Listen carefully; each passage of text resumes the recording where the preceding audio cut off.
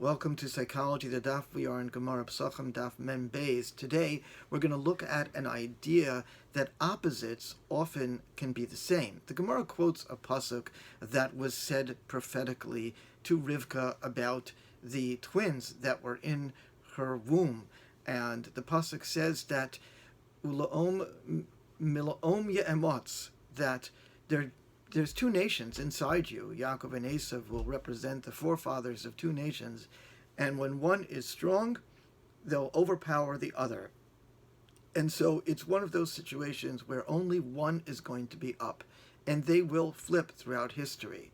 Now, this concept that one force is dominant and the other is weaker, it's not merely an accident, and it's not limited to Yaakov and Esav. There's a fundamental aspect of psychological and material existence that is constantly in the process of moving from one pole to another and then back.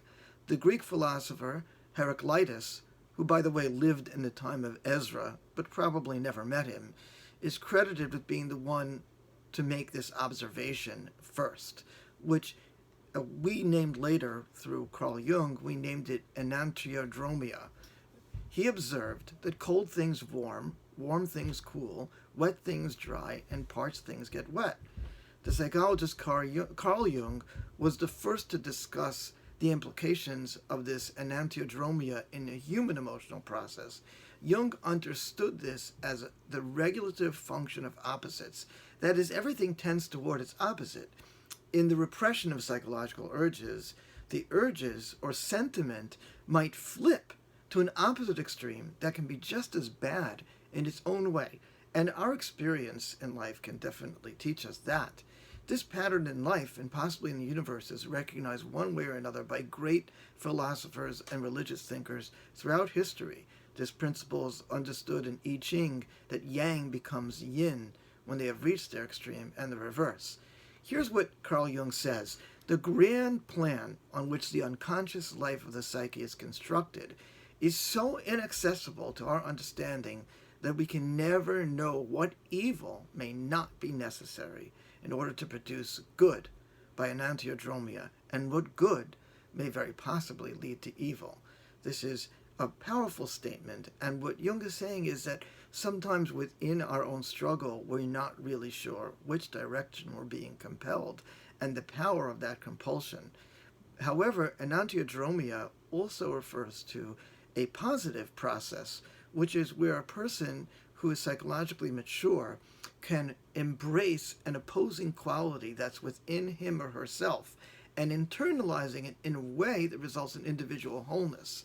And this is what Jung calls individuation, which is that one must incorporate opposing parts of themselves into a whole to create psychological completion.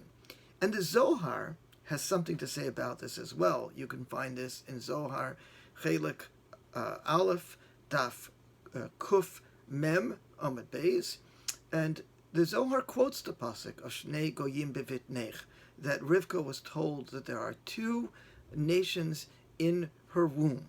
But the Zohar understands it literally in a metaphoric manner, meaning, number one, this is not referring to Yaakov and Esav, and number two, the Zohar says that it is literally inside Rivka, these two nations. And the Zohar goes on to list different parts of the body that are represented by these nations: the heart, the brain, the liver. It really may not matter, because what I believe that the Zohar is trying to say is, by identifying different parts of the body that are responsible for thought, because the heart is responsible for certain types of emotions and thought, the liver, the kidneys, these are things that is discussed at length in rabbinic literature. The Zohar is really talking about psychological wholeness and integration, and the importance of responding to our needs, our drives, our thoughts and feelings in a balanced manner.